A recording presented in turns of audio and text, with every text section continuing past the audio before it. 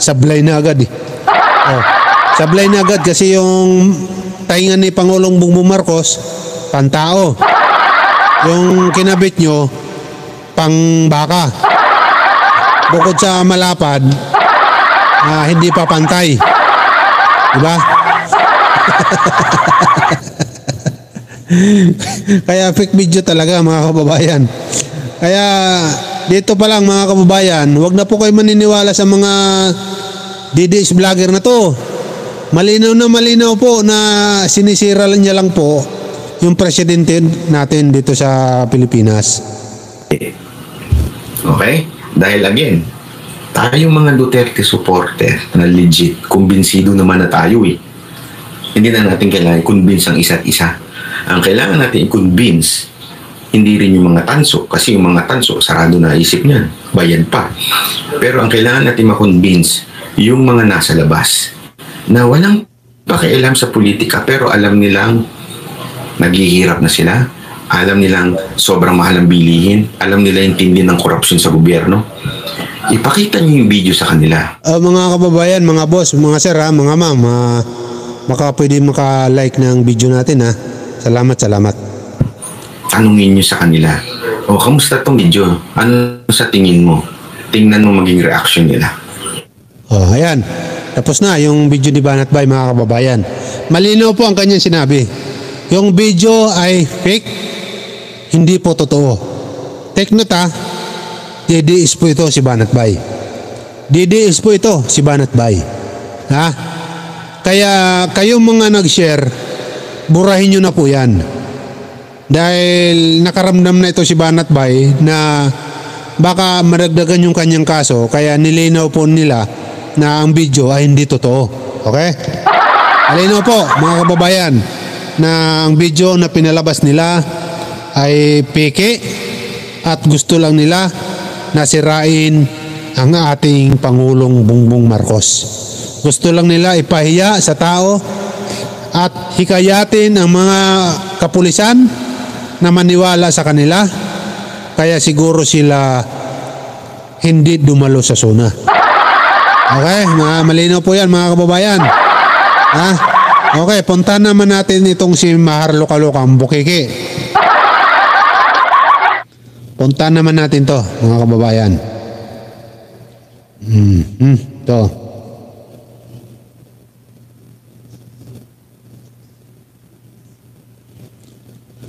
Ang sinasabi kasi dito, ito si Mahar Luka-Luka, ang nag-ano na po ito naghugas kamay na rin. Mga kababayan, hugas kamay po ito. Ang sinasabi niya po dito, wala naman daw siya sinasabi na si BBM yung nasa video. Pero 2 taon niya po ito binabanatan na sinasabi nila na si BBM bangag, si BBM drug addict, si BBM may video. Diba? Kung ano-ano pa mga pinagsasabi nila. Tapos, nung nabuking sila, mga kababayan, dito sa ginawa nilang kalokohan, hugas kamay po mga kababayan. Hugas kamay, parang si Poncio Pilato. Sino ang ituturo nyo dito ngayon? Si Rocky lang. Si Rocky, si Butanding. Si Butanding si Butanding po ang ginagawa nilang panakip butas. Ito, pakinggan natin. Butanding. Si Butanding po ang ginagawa nilang panakip butas mga kababayan. Butanding. Ito.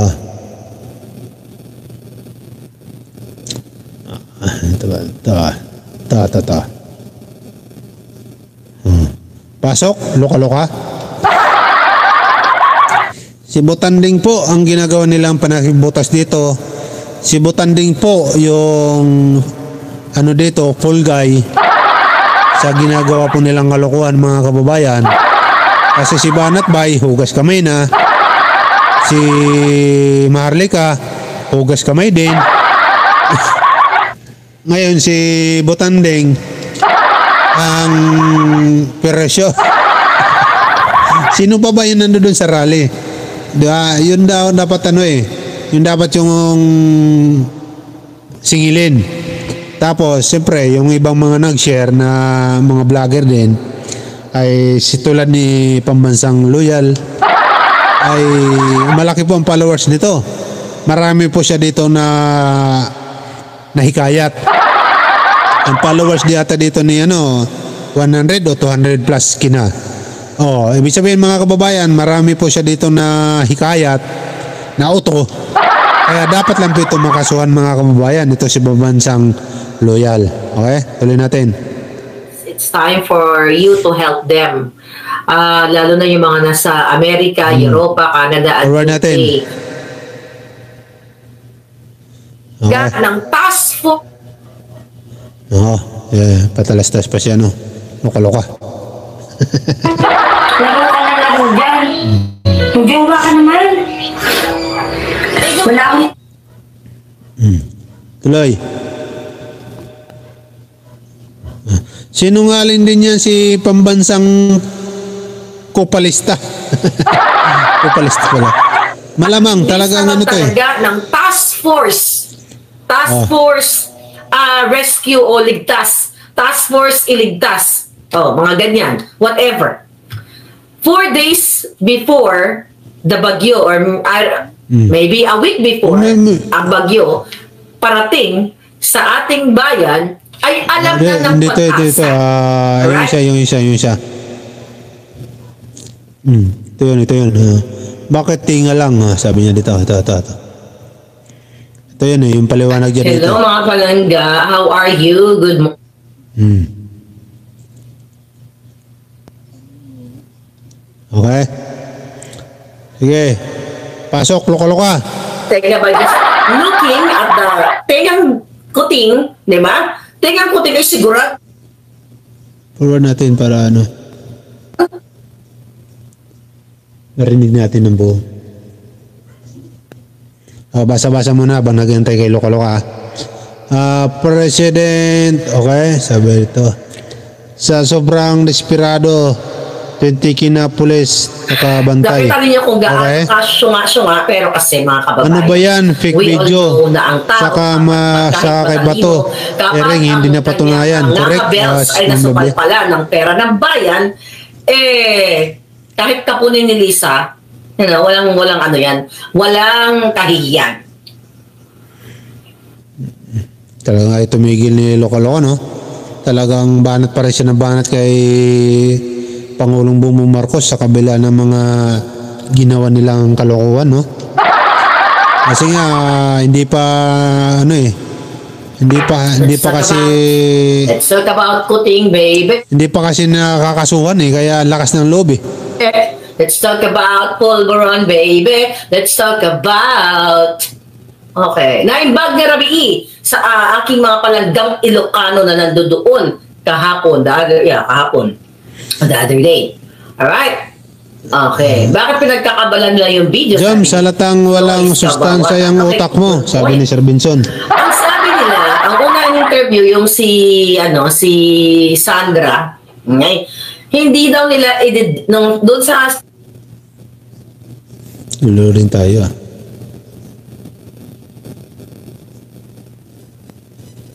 So na nila, di ba? Ang una, nagpa-press con si Abalos na taranta siya. Okay, na sinasabi niya na AI generated daw po yung video na pulburon video. Tapos, si Sandro ay sinabi nila, hindi nila i-dignify o just hindi nila papansinin o bibigyan ng pansin etong AI Benson, unawain mo na si Joms. Really? May plima utak niyan. Sa nagpwersa, PNP, NBI, DOJ, and DILG at marami pang mga hitad doon sa inyong press conference. Ayaw nyo palang patulan Okay? Bakit? Alam mo, yung kabubuhan ni Marlica lumitaw mga kababayan. Yung kabubuhan niya po lumitaw. Dahil ang sinasabi niya, nagtulong-tulong daw yung NBI, Police, DILG, lahat po ng task force ay nag-meeting para pag-usapan itong fake video na lumabas. Bakit daw pinatulan nila? Kung di pa namang luka-luka ito, anong gusto mo? Hayaan lang yung mga kalokohan nyo? Anong gusto mo? Hayaan lang na ilabas? Huwag pansinin yung mga ginawa nyong fake video para tuluyan masira ang Presidenteng Bongbong Marcos? Yan ba ang gusto nyo? Natural, aaksyonan po yan para hindi lalong kumalat at hindi na po maulit. Yun lang yun. Maharlika. Wag ka namang bobo. Diba? Masyado kang ubo mag-isip eh. Ang gusto mo kasi, wag patulan yung nilabas yung fake video. Wag patulan ng gobyerno. Para ano? Para paniwalain yung taong bayan sa nilabas yung fake video, ganun ba yun? Mabuti nga, umaksyon agad eh. Para hindi lalong kumalat ng kumalat dahil natakot po sila. Diba? Tingnan mo, kung hindi ito pinatulan ng gobyerno, sige nga, kung hindi ito pinatulan ng gobyerno, sa tingin nyo, buburahin nyo yung mga video nyo? Sa tingin nyo, ito si KPL, buburahin niya yung kanyang live? Itong mga DDS vlogger, sa tingin mo, buburahin ba nila yung kanilang live? Sa tingin mo, itong si Banat Bay, magsasalita ba ito? Na aamin ba siya na fake video? Ha? Sa tingin mo, maharlo-ka-loka. Yung kabubuhan mo, lumitaw eh. Ang gusto mo, wag kayong patulan eh. Wag patulan yung fake video eh. Para magtagumpay kayo? Nasirain ng Presidenteng Bongbong Marcos? Diba? Hindi ka pa naman talagang isa't kalahating syunga. Natural na a-action sila.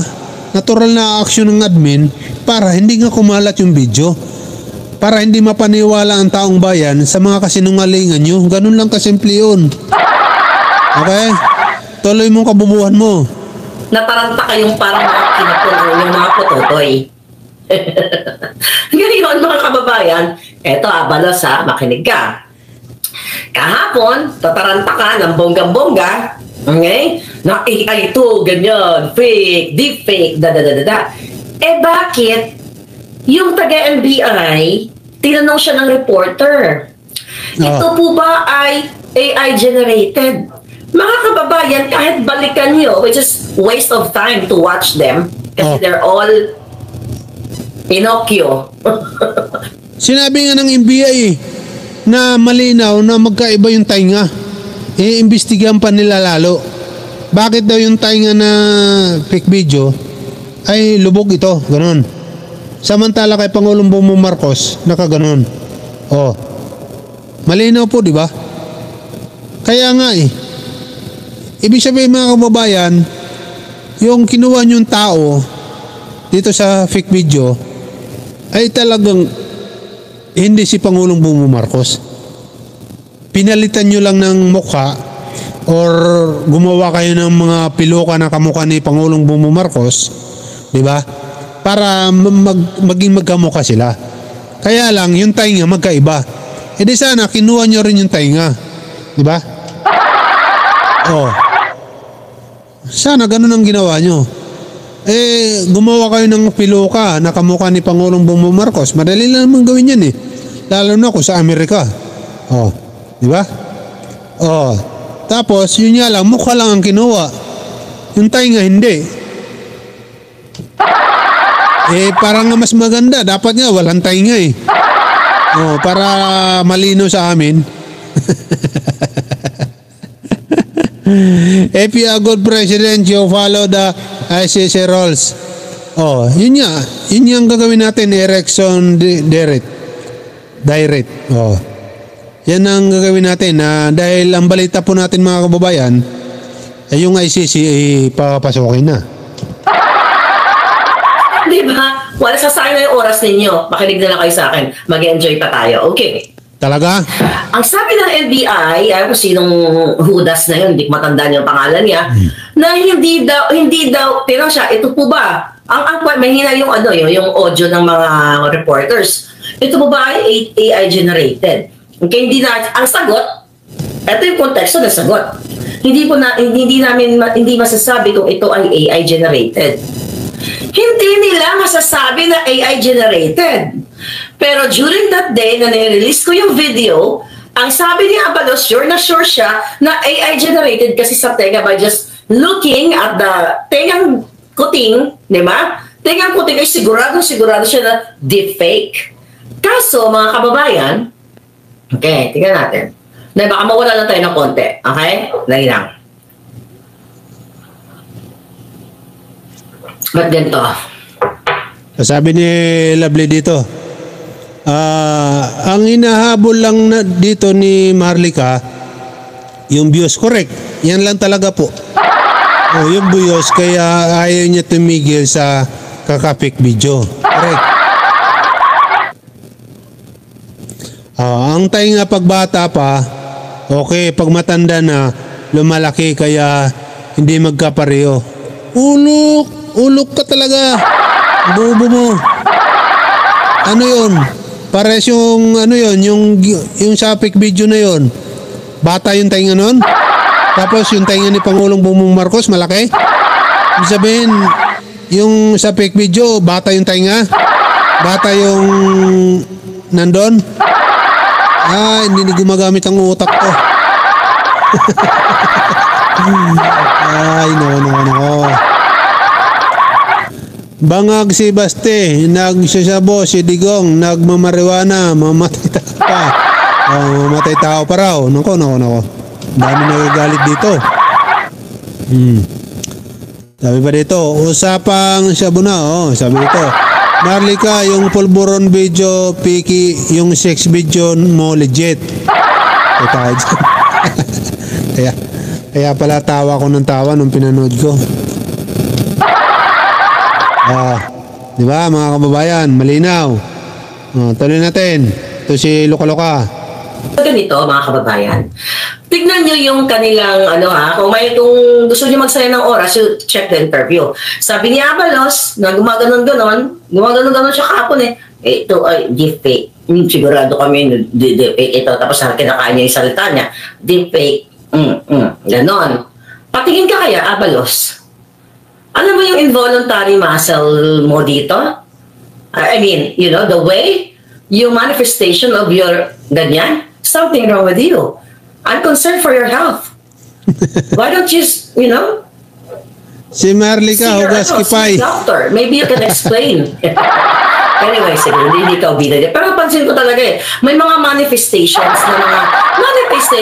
na alam ng ating mga palanggang doktor o nurses or mga eksperto dyan, kahit hindi ka expert Di ba? Kasi ang kapag normal... Ang dami mong Marlica, ang dami mong pasikot-sikot.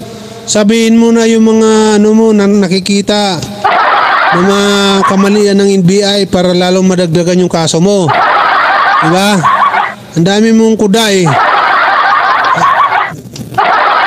Naghuhugas kamay ka na talaga Diba? Takot na takot ka pala pero lagi mong binabanatan ng Presidenteng Bongbong Marcos.